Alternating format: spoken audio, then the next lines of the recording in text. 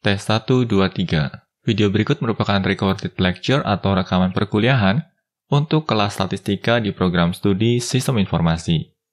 Video ini tidak termasuk dalam video pembelajaran berseri yang dihasilkan oleh channel YouTube Indonesia Belajar. Di sini saya menggunakan channel Indonesia Belajar sebagai media untuk mendistribusikan video ini ke mahasiswa didik di kelas saya. Ini dilakukan sebagai respon terhadap pengurangan aktivitas belajar mengajar secara fisik di lingkungan kampus. Semoga recorded lecture ini dapat dimanfaatkan sebaik-baiknya untuk menggantikan sesi perkuliahan konvensional. Nah, di sesi perkuliahan kali ini kita akan melanjutkan pembahasan dari bab 5, yaitu topik seputar normal probability distribution. Di sini saya akan switching dulu ke presentation mode.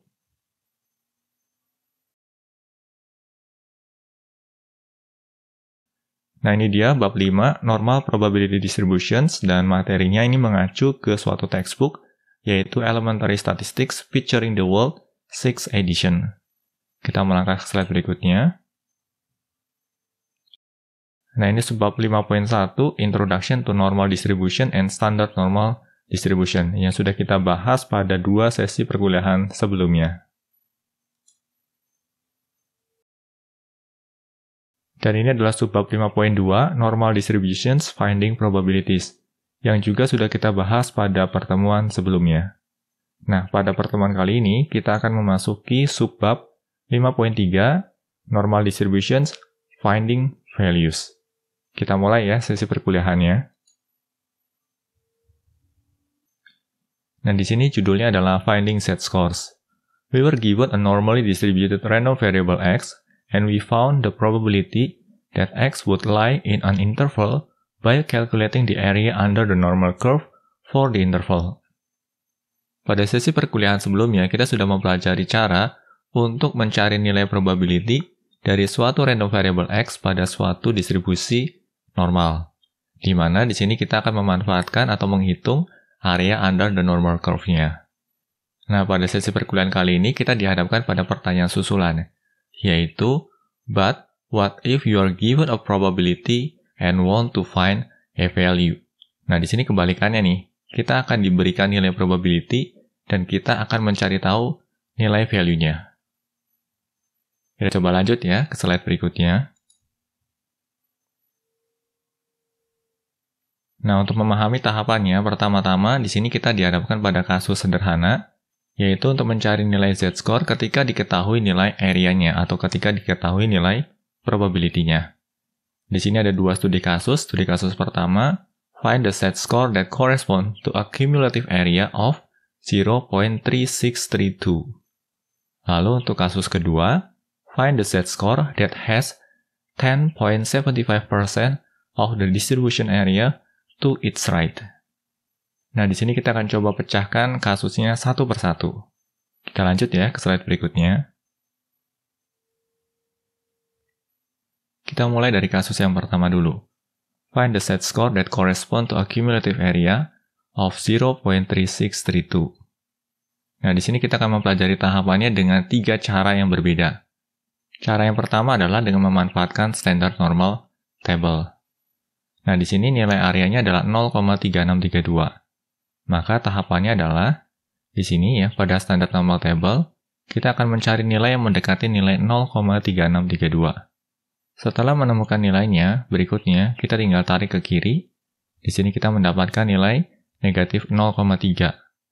Lalu berikutnya kita juga akan tarik ke atas. Di sini kita mendapatkan nilai 0,05. Nah, di sini artinya nilai Z-score yang berkorelasi dengan nilai probability 0,3632 adalah negatif 0,35. Nah, bagaimana guys? Harapannya bisa dipahami ya, cara untuk mencari nilai Z-score berdasarkan nilai probability dengan memanfaatkan standard normal table ini. Kita scroll down di sini. Nah, ini dia ya, nilai Z-score-nya adalah negatif 0,35. Dan kalau kita gambarkan plottingnya dalam bentuk standard normal table, lebih kurang seperti ini. Di sini menggunakan Z-score karena standard normal table. Ini merupakan nilai minnya ya, Z-score-nya 0. Lalu ini merupakan Z-score of interest kita, yaitu negatif 0,35. Nah, kita tinggal tarik garis di sini. dan ini merupakan area yang tadi dihitung, yaitu 0,3632. Nah, di sini berkebalikan ya dengan apa yang kita pelajari pada sesi perkuliahan sebelumnya. Di mana di sesi perkuliahan sebelumnya, berdasarkan nilai Z-score, kita mencari nilai areanya atau nilai probability-nya. Tetapi di sesi perkuliahan ini, justru kita sudah diketahui nilai probability-nya, dan kita diminta untuk mencari nilai Z-score-nya. Nah, bagaimana guys? Harapannya bisa dipahami ya. Selain menggunakan standard normal table, kita juga bisa memanfaatkan Z-score calculator. Kita klik ya di sini. Nah, ini merupakan Z-score calculator-nya. Cara penggunaannya juga cukup sederhana ya. Pertama-tama kita cek dulu nih. Nilai area yang mau kita hitung adalah 0,3632. Dan ini merupakan nilai area yang berada di sebelah kiri dari Z-score-nya. Nah, berarti di sini pada kalkulatornya, kita hilangkan dulu bagian ini. Lalu berikutnya, di sisi probability X lebih kecil dari Z, kita berikan nilai saja 0,3632, seperti ini. Lalu berikutnya kita tinggal tekan tombol calculate. Nah, ini dia hasilnya, ya bisa nampak di sini, Z-score-nya adalah negatif 0,35. Dan ini sama persis dengan nilai yang kita peroleh dengan menggunakan standard normal table. Dan ini merupakan cara yang kedua, yaitu dengan memanfaatkan Z-score calculator. Tetapi di sini karena kita berada di program studi sistem informasi, kita juga akan mempelajari bagaimana cara melakukan kalkulasi ini dengan memanfaatkan Python, atau lebih tepatnya, dengan memanfaatkan modul SciPy dari bahasa pemrograman Python. Nah, tahapannya lebih kurang seperti ini. Pertama-tama kita import dulu modulnya, from SciPy import stats. Lalu berikutnya di sini kita akan menyiapkan variabel P untuk menampung nilai probability-nya.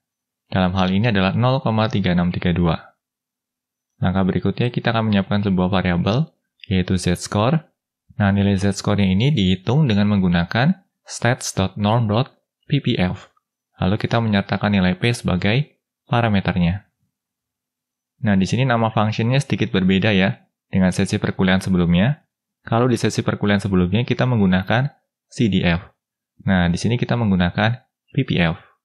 Nah, fungsi PPF ini akan menerima parameter berupa probability dan akan mengembalikan nilai Z-score-nya.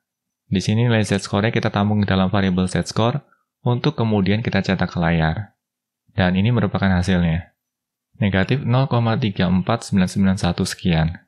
Dan kalau kita bulatkan cocok ya dengan ini ya, yaitu negatif 0,35. Nah, di sini kalau mau kita juga bisa melakukan visualisasi data dengan memanfaatkan Matplotlib. Nah, ini merupakan skripnya ya. Kami sudah siapkan skripnya di sini. Kalau mau, kalian juga bisa mencobanya. Terkait tahapan untuk memvisualisasikan data dengan menggunakan Matplotlib, akan kita pelajari di kelas visualisasi data di semester berikutnya. Nah, bisa dilihat di sini, ini merupakan hasil plottingnya, dan hasil plottingnya juga berupa standard normal curve ya. Bisa kita lihat di sini, sumbu X-nya menggunakan Z-score. Dan kalau kita lihat di sini ya, Z-score-nya di sini, atau Z-score pembatasnya atau Z-score of interest-nya adalah nilai negatif 0,34. Atau lebih kurang posisinya di sini. Nah, bisa kita lihat di sini ya, nilai Z-score-nya adalah negatif, berarti posisi dia berada di sebelah kiri nilai min-nya. Karena nilai min dalam standar normal distribution itu berada pada Z-score 0. Nah, bagaimana guys untuk studi kasus yang pertama ini? Harapannya bisa dipahami ya. Kita akan coba lihat untuk studi kasus yang kedua. Nah, pada studi kasus yang kedua, di sini kita diminta untuk mencari nilai Z-score yang berada pada 10,75% dari area distribusi di sisi sebelah kanan. Nah, kata kuncinya di sini adalah di sisi sebelah kanan. Artinya apa? Artinya kalau kita gambarkan normal standard curve-nya, maka area of interest kita adalah yang ada di sisi sebelah kanan ini. Dan ini luas areanya adalah 10,75%, atau 0,1075. Dan kita tahu ya, baik menggunakan standard normal table, ataupun Z-score, ataupun menggunakan SciPy, kita hanya bisa menghitung nilai kumulatifnya. Atau dengan kata lain, nilai yang dihitung itu by default adalah nilai area di sebelah kiri dari set score-nya. Untuk kasus kita di sini, kita sudah diberitahu luas area di sebelah kanan set score-nya, yaitu 0,1075. Sedangkan untuk mencari nilai z-score ini, kita membutuhkan untuk mengetahui luas area di sebelah kirinya. Oleh karenanya, untuk mencari luas area di sebelah kiri, caranya juga cukup mudah. Kita tahu ya bahwa total area under the curve itu kan nilainya 1. Oleh karenanya, untuk mencari area di sebelah kiri, kita bisa lakukan dengan cara menselisihkan nilai 1 dengan area di sebelah kanannya. Makanya di sini 1 diselisihkan dengan 0,1075. Dan kita memperoleh nilai 0,8925. Nah, 0,8925 merupakan luas area di sisi sebelah kirinya. Lalu tahapan berikutnya adalah kita tinggal mencari nilai z-score-nya. Nah, di sini pertama-tama kita akan gunakan standar normal table. Dan berdasarkan standar table-nya yang ada di sini ya, ternyata nilai yang mendekati dengan nilai 0,8925 ya, atau nilai ini, adalah z-score 1,24. Nah, dengan kata lain di sini, nilai z-score ini adalah 1,24. Nah, bagaimana guys? Harapannya bisa dipahami ya. Ini merupakan tahapan untuk mencari nilai z-score berdasarkan luas area yang berada di sisi sebelah kanan. Caranya, kita cari dulu area di sebelah kirinya, lalu setelah menemukan luas area di sebelah kiri, kita akan gunakan standar normal table untuk mencari z-score-nya. Nah, ini merupakan cara yang pertama. Cara yang kedua yang bisa kita lakukan adalah dengan memanfaatkan z-score calculator. Nah, kalau kita menggunakan z-score calculator, kita nggak perlu lagi melakukan operasi menselisihkan 1 dengan nilai luas area di sebelah kanannya. Berikut akan saya demokan ya caranya. Nah, di sini kan luas area di sebelah kanannya adalah 0,1075. Kita buka z-score calculator-nya. Lalu di sini saya hapus dulu. Dan kita pilihnya yang ini nih. Px lebih besar dari z. Di sini nilainya adalah 0,1075. Nah, seperti ini. Berikutnya kita tinggal calculate saja. Yang perlu diperhatikan di sini adalah nilai 0,1075-nya kita inputkan di bagian yang Px lebih besar dari z. Ini artinya adalah luas area atau probability di sisi sebelah kanan z. Dan dari sini bisa nampak ya, nilai z-nya adalah 1,24. Dan kalau kita bandingkan hasilnya dengan hasil perhitungan menggunakan standar normal table, sama ya. Sama-sama 1,24. Nah, bagaimana guys? Cukup mudah bukan? Berikutnya kita akan pelajari tahapan untuk melakukan hal yang sama, tetapi kali ini dengan menggunakan SciPy. Nah, di sini pertama-tama kita import dulu ya, from SciPy import stats, lalu berikutnya kita sediakan variabel P untuk menampung luas area di sebelah kiri dari curve-nya. Nah, karena kita hanya mengetahui luas area sebelah kanan, maka di sini kita tuliskan 1 dikurangkan ya, atau diselisihkan dengan nilai 10,75 dibagi 100. Nah, kenapa 10,75 dibagi 100? Karena nilai 10,75-nya adalah nilai prosentase. Oleh karenanya kita bagi dulu dengan 100, agar menjadi nilai probability. Lalu berikutnya nilai P ini akan kita gunakan sebagai parameter sewaktu memanggil stats.norm.ppf. Nah, ini dia, P-nya dilewatkan sebagai parameter di sini. Dan pemanggilan fungsi ini akan menghasilkan nilai z-score yang kita tampung ke dalam variabel z-score untuk berikutnya kita cetak ke layar. Lalu ini dia hasilnya ya, 1,2399 sekian. Dan kalau kita bandingkan ya, hasilnya sama dengan hasil dengan menggunakan z-score calculator maupun dengan menggunakan standard table. Bedanya di sini lebih detail ya, tetapi kalau kita bulatkan, hasilnya akan sama. Nah, bagaimana guys? Harapannya bisa dipahami ya. Dan kalau mau ya, kalian juga bisa melakukan visualisasi datanya dengan cara seperti ini ya. Kami sudah siapkan skripnya di sini. Dan kalau kalian eksekusi skrip ini, maka skrip ini akan menghasilkan standar normal curve yang seperti ini. Dan bisa kita lihat di sini ya, berarti nilai z-score-nya adalah 1,2399 sekian. Atau yang ada di sini. Dan area yang diarsir adalah area di sebelah kanan dari z-score-nya. Dan bisa nampak juga ya, karena z-score-nya adalah bilangan positif, berarti posisi dari z-score ini berada di sebelah kanan dari min-nya. Karena dalam standard normal curve, nilai min itu selalu berada pada z-score 0. Nah, bagaimana guys? Bisa dipahami ya harapannya? Kita coba lanjut ke slide berikutnya. Nah, di sini kita akan melangkah ke kasus yang serupa tetapi sedikit berbeda. Nah, perbedaannya hanya ada di sini saja. Kali ini kita akan mencari nilai z-score berdasarkan nilai percentile atau persentil. Untuk kasus ini kita dihadapkan pada 3 nilai persentil, yaitu P5, P50, dan P90. Nah, bagi kalian yang masih awam dan masih bingung dengan istilah percentile, kami sangat menyarankan untuk mempelajarinya terlebih dahulu. Di channel Indonesia Belajar ini, kami juga sudah menyediakan satu seri pembelajaran khusus yang membahas seputar statistika dasar. Nah, di sini kita coba lanjut ya ke solusi dari studi kasus ini. Nah, untuk kasus yang pertama berarti P5 ya, atau nilai persentil 5. Nah, nilai persentil 5 ini kan identik dengan nilai 5%. Atau dengan kata lain, area under the curve-nya adalah 0,05. Di sini juga sama ya, kalian bisa menggunakan standard normal table untuk mencari z-score-nya, atau kalian juga bisa menggunakan z-score calculator. Nah, di sini kami akan demokan dengan menggunakan z-score calculator dulu.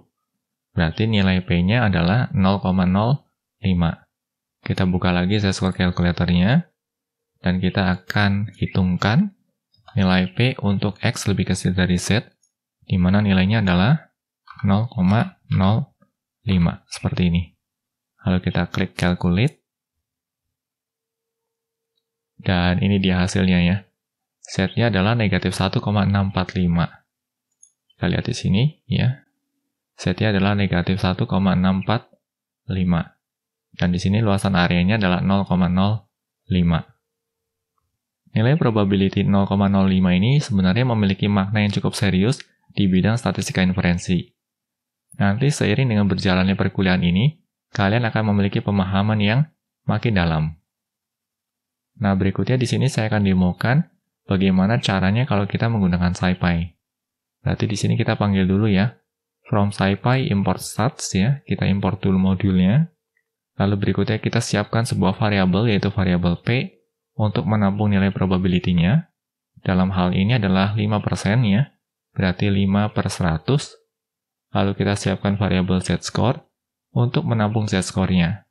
Nah, nilai z-score ini dihasilkan dari pemanggilan fungsi stats.norm.ppf, lalu menyertakan nilai P-nya sebagai nilai parameter. Untuk selanjutnya, nilai z-score ini kita cetak ke layar. Nah, bisa kita lihat di sini ya, nilai z-score-nya adalah negatif 1,64485. Dan kalau kita lihat di sini ya, nilainya cocok. Bahkan kalau mau, kita juga bisa memvisualisasikan datanya. Nah, di sini kami sudah siapkan skripnya. Jadi kalau mau, kalian bisa eksekusi skrip ini, dan kalian juga akan mendapatkan hasil plotting semacam ini. Nilai z-score-nya di sini adalah negatif 1,64485, dan area yang diarsir merupakan area of interest-nya. Dalam hal ini adalah 0,05. Nah, bagaimana guys? Bisa dipahami bukan? Kita coba lanjut ya ke kasus kedua. Nah, pada kasus kedua, persentilenya adalah 50. Atau dengan kata lain, nilai probability-nya adalah 50% atau 0,5. Dan kalau kita gambarkan plottingnya lebih kurang seperti ini. Ya. Ini adalah luas areanya 0,5. Kita tahu ya bahwa total area under the curve itu kan nilainya 1. Kalau nilai P-nya adalah 0,5, artinya dia menempati setengah areanya. Atau lebih tepatnya di sini adalah setengah area di sisi sebelah kiri. Nah, sebenarnya di sini tanpa harus melakukan kalkulasi, kita bisa sebutkan bahwa nilai z-score-nya adalah 0. Tetapi kalau kita mau pastikan, ya kita juga bisa menggunakan z-score calculator. Kita coba ya di sini.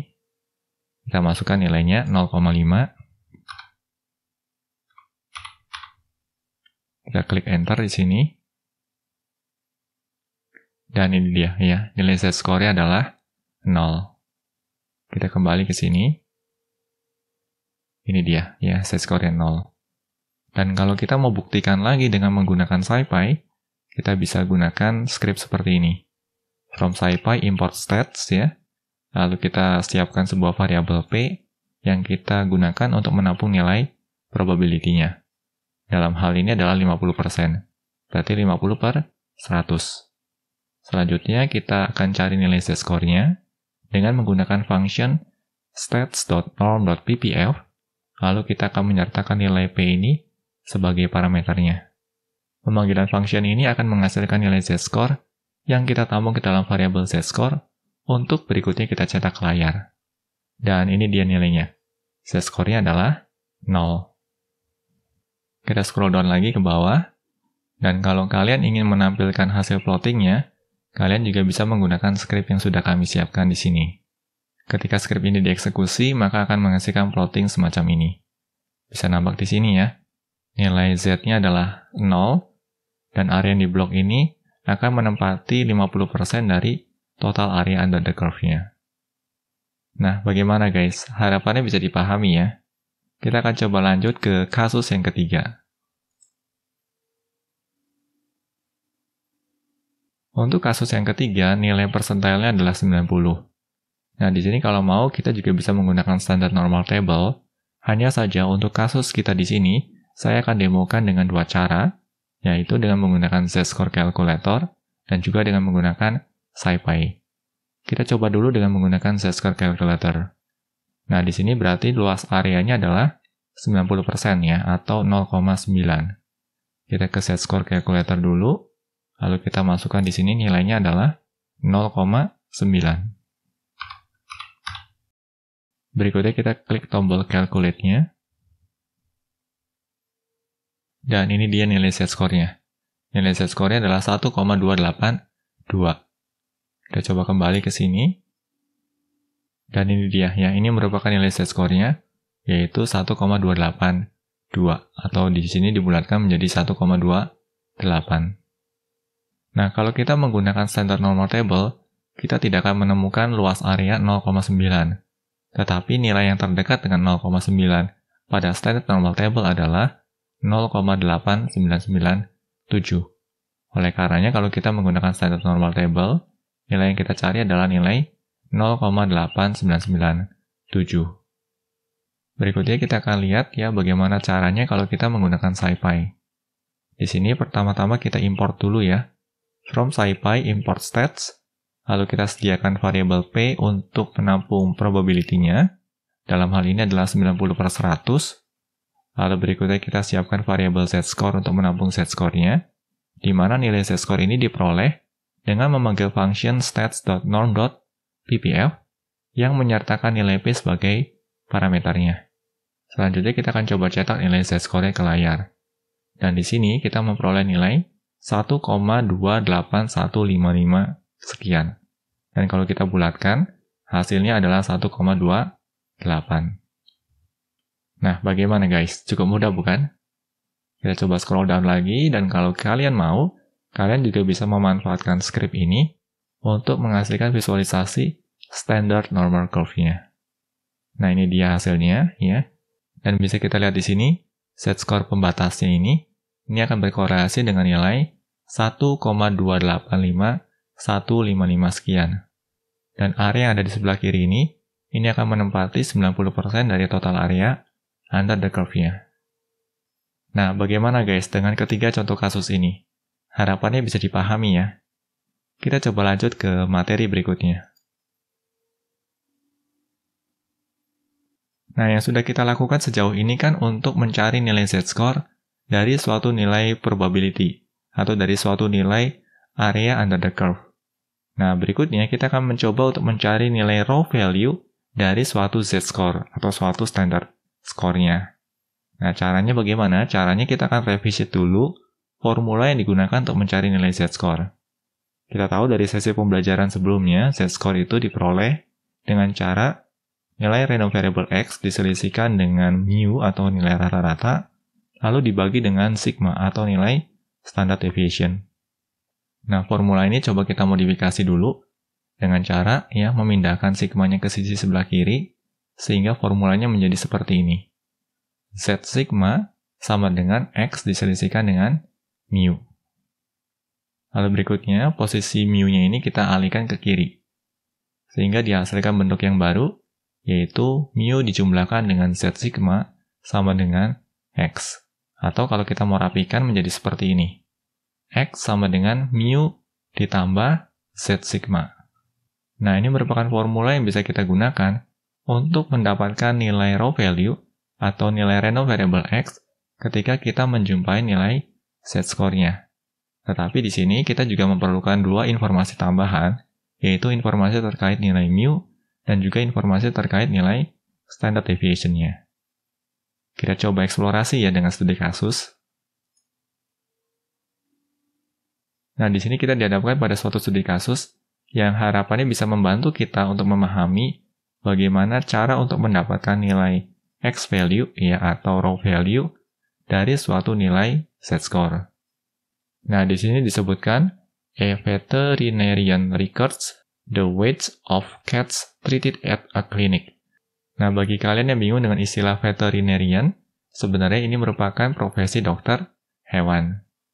Nah, di sini disebutkan bahwa seorang dokter hewan melakukan pencatatan berat badan kucing atau sejumlah kucing yang dirawat di suatu klinik.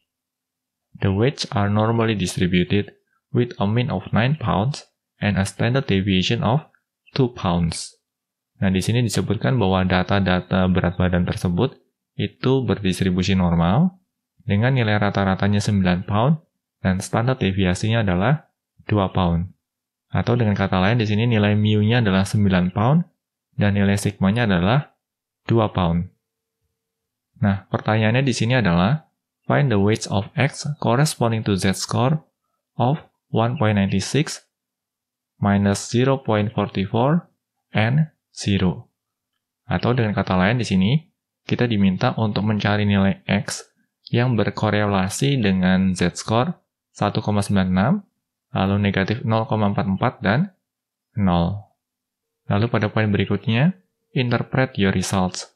Atau dengan kata lain, kita diminta untuk menginterpretasikan hasil kalkulasi kita. Kita coba lanjut ya ke solusinya. Nah, di sini kembali diingatkan ya bahwa formula untuk mendapatkan nilai X adalah mu dijumlahkan dengan Z sigma, di mana mu merupakan nilai mean dan sigma merupakan nilai standard deviation-nya. Dari kasus ini, nilai mu-nya adalah 9 dan nilai sigma-nya adalah 2.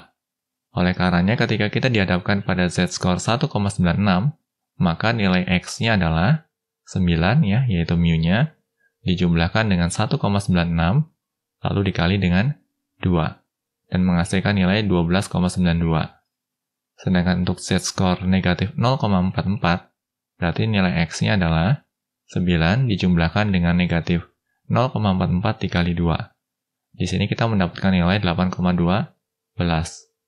Lalu yang terakhir, untuk nilai z-score sama dengan 0, nah sebenarnya kalau z-score-nya 0, kita nggak perlu melakukan kalkulasi ya. Karena nilai z-score 0 ini kan mengindikasikan nilai min. Dengan kata lain, nilainya pasti 9. Tapi kalau kita mau kalkulasi juga bisa. Caranya, x sama dengan 9 dijumlahkan dengan 0 dikali 2. Dan nilainya adalah 9. Nah, bagaimana guys? Harapannya bisa dipahami ya terkait proses kalkulasinya. Berikutnya terkait interpretasi. You can see that 12.92 pounds is above the mean, 8.12 pounds is below the mean, and 9 pounds is equal to the mean. Nah, di sini sebenarnya untuk mengingatkan kembali apa sih hubungan antara nilai z-score dengan posisinya terhadap nilai tengah atau min-nya. Kalau nilai z-score-nya positif, itu mengindikasikan bahwa nilai variabel x-nya itu akan berada di atas nilai min-nya atau di sebelah kanan nilai min-nya. Sedangkan kalau nilai z-score negatif, itu mengindikasikan bahwa nilai x-nya akan berada di bawah nilai min-nya. Sedangkan kalau nilai z-score-nya adalah 0, maka nilai x-nya itu akan sama dengan nilai min-nya. Nah, bagaimana guys? Bisa dipahami ya harapannya? Berikutnya, kita akan coba lihat solusinya kalau kita menggunakan Python.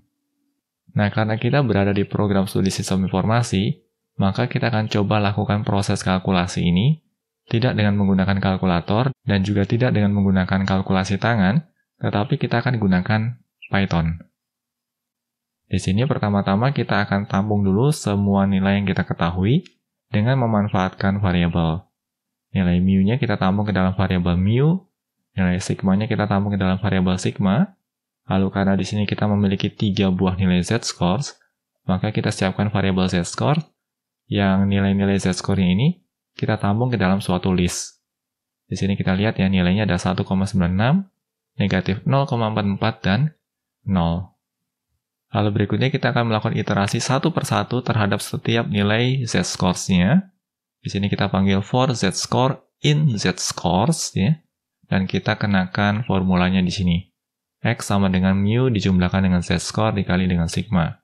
Untuk setiap iterasinya kita lakukan ini, dan untuk setiap iterasinya juga, kita akan cetak nilai X-nya. Dan ini merupakan hasilnya. Lalu kita lihat di sini ya, hasilnya cocok dengan hasil kalkulasi kita sebelumnya. Nah, bagaimana guys? Bisa dipahami bukan? Kita coba lanjut ke slide berikutnya. Pada slide ini topiknya adalah finding a specific data value for a given probability. We can also use the normal distribution to find a specific data value or X value for a given probability. Artinya di sini kita bisa memanfaatkan normal distribution untuk mendapatkan nilai spesifik dari data atau X value berdasarkan nilai probability-nya. Kita coba lanjut ya ke slide berikutnya. Nah, di sini ada studi kasus yang harapannya bisa membantu kita untuk lebih memahami statement sebelumnya tadi. Finding a specific data value. Scores for California Peace Officer Standards and Training Tests are normally distributed for a mean of 50 and a standard deviation of 10. Nah, di sini ada suatu hasil nilai ya atau hasil ujian dari California Peace Officer Standards and Training. Atau kalau kita mau sederhanakan, di sini kita bisa bilang bahwa hasil ujian PNS di California itu normally distribution dengan nilai min-nya adalah 50 dan nilai standard deviation-nya adalah 10. Atau dengan kata lain di sini nilai mu-nya 50, nilai sigma-nya 10. Poin berikutnya, an agency will only hire applicants with scores in the top 10%. Atau dengan kata lain, agensi ini akan menerima aplikan atau pendaftar yang skornya atau yang nilainya berada pada top 10% atau 10% tertinggi. Dan pertanyaannya di sini adalah, what is the lowest score an applicant can earn and still be eligible to be hired by the agency? Nah, dari poin sebelumnya ini kan dijelaskan bahwa agensi ini hanya akan menerima applicant yang memiliki nilai 10% tertinggi. Nah, yang jadi pertanyaannya adalah, nilai 10% tertinggi itu nilai terendahnya itu berapa? Dan ini akan kita cari. Kita lanjut ya, slide berikutnya. Exam scores in the top 10% correspond to the shaded region shown.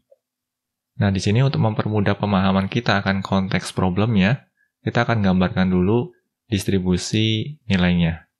Dan distribusi nilainya adalah normally distributed.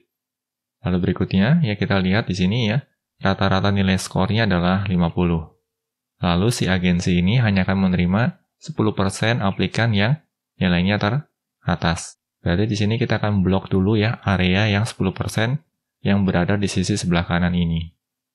Nah, kalau kita sudah mendapatkan gambaran seperti ini, tentunya akan lebih mudah ya. Karena pertama-tama di sini kita sudah tahu nih, ya areanya adalah 10% yang berada di sisi sebelah kanan. Berarti tahapan berikutnya adalah kita harus cari dulu nih area yang berada di sisi sebelah kirinya. Dari luas area yang berada di sisi sebelah kiri, kita akan bisa menemukan nilai z-score-nya. Nah, setelah nilai z-score-nya ketemu, baru kita cari nilai x-nya. Bisa dipahami ya tahapannya? Nah, dari gambar ini kan bisa nampak ya, area di sebelah kanan ini kan luasnya 10%. Artinya area di sebelah kirinya ini, luas areanya adalah 90%. Lalu berikutnya ya, kita tinggal cari aja nih, nilai z-score yang berkorelasi dengan nilai 90%. Nah, di sini kalau berdasarkan standar normal table, kita mendapatkan nilai 1,28. Artinya nilai z-score yang ada di sini ini 1,28. Nah, berikutnya saya akan demokan cara untuk mendapatkan nilai z-score ini dengan menggunakan z-score calculator. Nah, di sini luas area di sebelah kanan adalah 10%. Berarti kalau kita menggunakan z-score calculator, kita masuknya ke nilai yang ada di sini nih. Px lebih besar dari z. Dan kita masukkan 10%.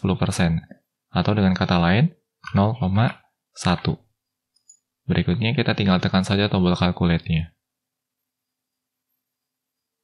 Dan bisa kita lihat di sini ya, nilai z-score-nya adalah 1,282. Kita kembali ke sini. Dan cocok ya dengan nilai yang kita temukan dengan menggunakan standar normal table, yaitu 1,28. Nah, setelah nilai z-score-nya ketemu, berikutnya kita tinggal gunakan formula yang sebelumnya kita bahas untuk mencari nilai x-nya. Nilai x itu bisa kita peroleh dengan cara mu dijumlahkan dengan z sigma. Nilai mu-nya adalah 50 dan nilai sigma-nya adalah 10. Oleh karenanya di sini proses kalkulasinya adalah 50 dijumlahkan dengan 1,28 dikali dengan 10. 1,28 ini adalah nilai z-score-nya. Dan kita memperoleh nilai 62,8. Atau dengan kata lain di sini, nilai x-nya ini adalah 62,8. Dan kalau kita ingin menggunakan SciPy, prosesnya menjadi seperti ini. Pertama-tama kita akan import dulu ya, from SciPy import stats. Lalu kita akan siapkan berbagai variabel yang kita butuhkan, yaitu variabel mu untuk menampung nilai mu, dalam hal ini adalah 50, variabel sigma kita beri nilai 10, variabel p-nya kita beri nilai 1 diselisihkan dengan 10 per 100 ya, karena luas area yang diketahui di sini adalah 10%, dan luas area tersebut berada di sisi sebelah kanan dari z-score-nya. Oleh karenanya di sini kita perlu konversikan dulu menjadi area di sebelah kiri dari z-score dengan cara 1 diselisihkan dengan 10%. Selanjutnya kita akan gunakan nilai P ini sebagai parameter untuk memanggil fungsi stats.norm.ppf yang kemudian akan menghasilkan nilai z-score. Nah, setelah nilai z-score ketemu, kita akan masukkan ke formula ini. X sama dengan mu dijumlahkan dengan z-score dikali sigma. Lalu berikutnya kita akan coba cetak nilai z-score dan nilai x-nya. Nah, ini nilai z-score-nya dan ini merupakan nilai x-nya. Nilai z-score yang dihasilkan berdasarkan kalkulasi dengan menggunakan SciPy adalah 1,28155 sekian, sedangkan nilai x-nya adalah 62,8155 sekian. Dan kedua nilai ini cocok ya dengan hasil kalkulasi kita sebelumnya. Nah, bagaimana guys? Cukup mudah bukan? Dan kalau mau, kalian juga bisa memvisualisasikan curve-nya dengan memanfaatkan skrip berikut ini. Nah, skrip ini kalau kalian eksekusi, akan menghasilkan plotting semacam ini. Dan bisa kita lihat di sini ya, nilai z-score of interest-nya adalah 1,28155. Lalu luasan area ini adalah 10%. Kita scroll down lagi di sini. Nah, berikutnya terkait dengan interpretasi. Nah, di sini kita bisa simpulkan bahwa the lowest score an applicant can earn and still be eligible to be hired by the agency is about 63. Nah, nilai 63 ini merupakan nilai pembulatan dari nilai X yang kita peroleh ini. Di sini kan nilai X-nya adalah 62,81 sekian. Dan kalau kita membulatkan, nilai X-nya menjadi 63, seperti ini. Nah, bagaimana guys? Harapannya bisa dipahami ya. Sekarang kita sudah tahu nih, nilai terkecil yang bisa kita gunakan untuk mengidentifikasi apakah seorang aplikan tersebut bisa diterima atau tidak diterima.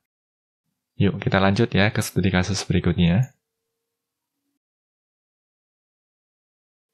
Nah, di sini kita dihadapkan pada studi kasus yang lain. In a randomly selected sample of women ages 20 to 34, the mean total cholesterol level is 181 mg per deciliter with a standard deviation of 37.6 mg per deciliter. Nah, di sini ada proses sampling yang dilakukan secara acak terhadap sekumpulan wanita dengan usia antara 20 sampai 34 tahun. Nah, yang diukur di sini adalah total kolesterol levelnya.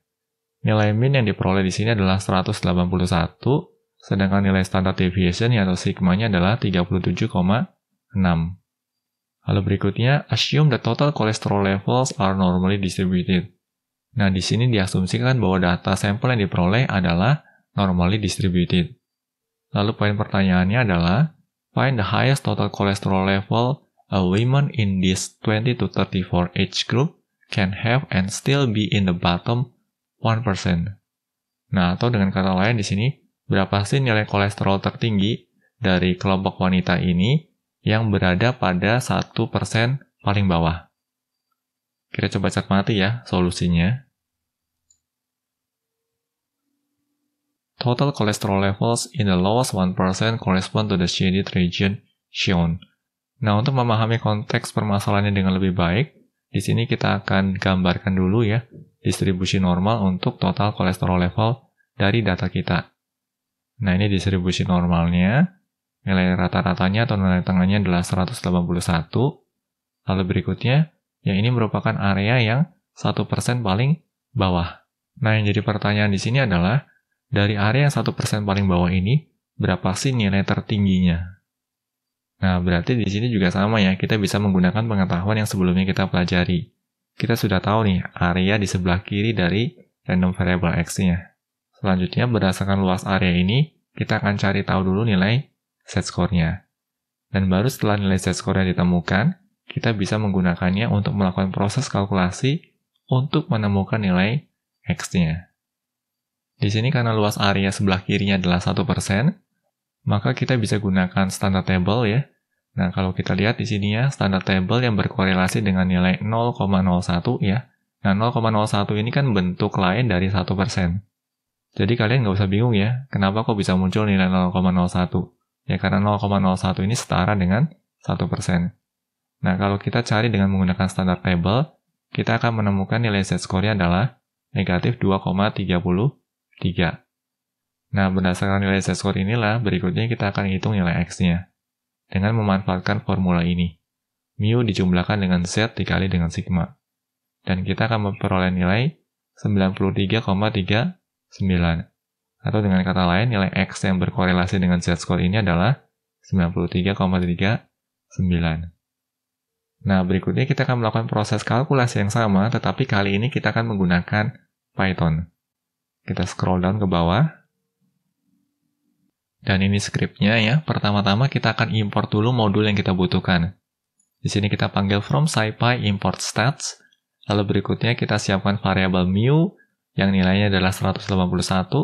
Kita siapkan juga variabel sigma yang nilainya adalah 37,6. Mu merupakan nilai rata-rata, sedangkan sigma merupakan nilai standard deviation. Lalu dari soal kita tahu ya, bahwa nilai P-nya adalah 1%. Berarti 1/100. Selanjutnya, kita akan manfaatkan nilai P ini untuk mencari nilai z-score-nya. Caranya kita tinggal panggil saja fungsi stats.norm.ppf, lalu kita sertakan nilai P-nya sebagai nilai parameter. Lalu berikutnya nilai z-score ini akan kita gunakan untuk mencari nilai random variable X. Caranya tinggal mu dijumlahkan dengan z-score dikalikan dengan sigma. Nah, berikutnya di sini kita akan cetak baik nilai z-score maupun nilai X-nya. Di sini nilai z-score-nya adalah negatif 2,326 sekian, sedangkan nilai X-nya adalah 93,529 sekian. Dan kalau kita lihat di sini ya, nilainya cocok dengan nilai kalkulasi yang kita lakukan sebelumnya. Dan kalau mau, di sini kalian juga bisa melakukan plotting ya. Ini skripnya, kalian bisa gunakan skrip ini. Dan kalau skrip ini dieksekusi akan menghasilkan plotting yang seperti ini. Nah, area yang di blok ini atau area yang diarsir ini merupakan area yang merepresentasikan 1%. Lalu kalau kita scroll down lagi di sini, ini merupakan interpretasinya. The value that separates the lowest 1% of total cholesterol level for women in the age 20 to 34 age group from the highest 99% is about 93 mg per deciliter. Atau dengan kata lain, nilai yang membagi antara 10% terbawah dengan 99% sisanya adalah 93 mg per deciliter. Nah, bagaimana guys dengan studi kasus kedua ini? Harapannya bisa dipahami ya. Dalam sesi perkuliahan ini bisa dibilang cukup banyak ya kita menemui studi kasus, dan harapannya setiap studi kasus ini benar-benar bisa membantu kalian dalam memahami topik yang dibahas di sesi perkuliahan kali ini. Tujuan utama dari sesi perkuliahan kali ini adalah untuk mempelajari bagaimana tahapan mendapatkan nilai random variable X berdasarkan nilai probability atau berdasarkan nilai luas area under the curve. Demikian saja perkuliahan kali ini, semoga materi yang disampaikan bisa dipahami dengan baik. Dengan adanya materi yang disampaikan dalam format rekaman video ini, sebenarnya mahasiswa memiliki kendali lebih, yaitu kendali untuk mengulangi materi yang dirasa masih belum bisa dipahami dengan baik, tanpa harus merasa sungkan kepada saya sebagai pengajar. Fokuskan proses belajar pada satu tujuan, yaitu untuk mendapatkan pemahaman terbaik terkait materi pembelajaran yang disampaikan. Tetap semangat untuk belajar dan jangan sia-siakan usia muda yang kalian miliki. Akhir kata, saya mau mengutip pesan yang selalu disampaikan melalui channel Indonesia Belajar ini. Banyak belajar biar bisa bantu banyak orang.